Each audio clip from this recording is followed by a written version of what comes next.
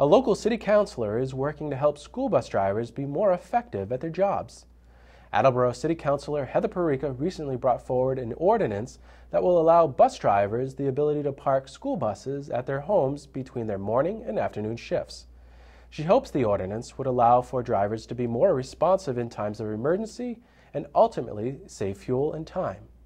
To learn more, we spoke with the City Councilor about the ordinance. I introduced new business back in April on the City Council floor, making the recommendation that we change the zoning or research to change the zoning requirements to allow bus drivers to park their buses in a residential area. A few months before that, or actually at this time last year, a singular complaint was registered with the city, and that's what kind of kicked off this whole issue with buses parking in a residential neighborhood. Historically, for as long as I can remember, we've always been able to utilize that benefit during the course of our business day. It helps for a variety of reasons. It lessens congestion around the city. There is and more importantly, the most important part as far as we're concerned, is there's a quicker and faster response time in the event of emergency at any of the schools. We have the ability for us to respond at any given time is much faster. For example, last fall there was an incident at Attleboro High School where there was a water break, or I believe it was a sewer break, and we got called immediately, and we needed to respond because we needed to evacuate the kids out of that school. So what happens is that if a driver is allowed to keep their bus in their neighborhood, in their driveway, the responsibility is on us to be able to be ready to go at any moment's notice. It would actually be irresponsible for us as drivers to bring our buses home and then go to the mall or be anyplace else. We're home. We're waiting for the phone call in the event of an emergency. So our response time during that incident was record-setting. And shortly thereafter is when we were no longer allowed by the city to be able to bring our buses home. The interpretation of the zoning law is very interesting to me.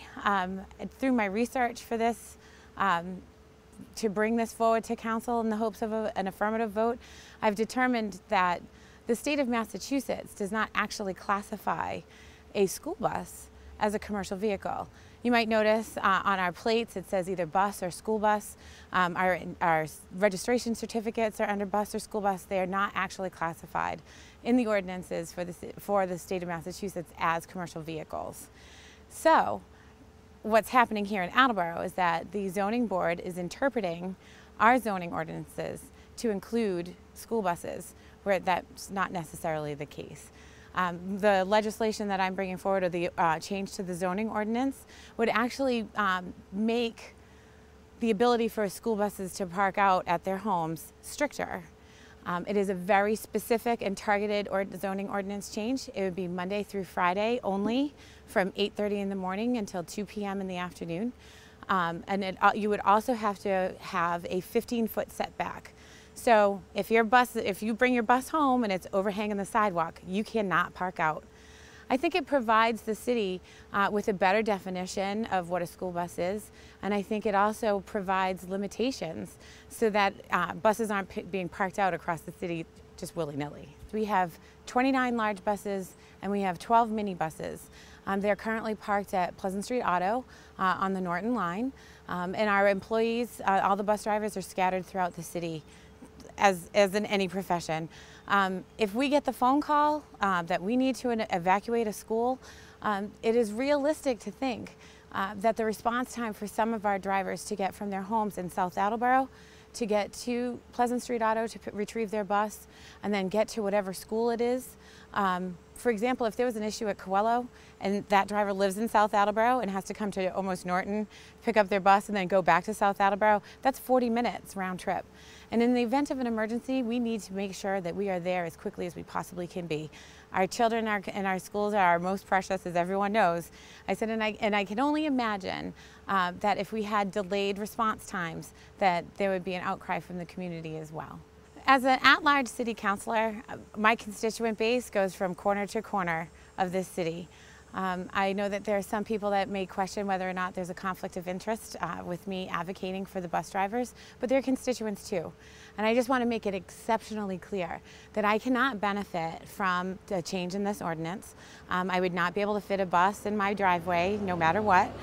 So truly, when the constituents who are bus drivers, not only for only for those who drive for the Attleboro Public Schools, but we have city residents who drive in other communities who are also prohibited from bringing their buses home. So they came to me, they banded together, they came to me and they asked for my help. And as any city councilor should do, we should advocate for our constituents in the best way possible. And that's what I'm doing here. So as of right now, the city council was requested to submit questions that they have with regards to the language in the ordinance. The language in the ordinance is extraordinarily specific. As I stated before, it's Monday through Friday from 8:30 in the morning until 2 p.m. only throughout the school year.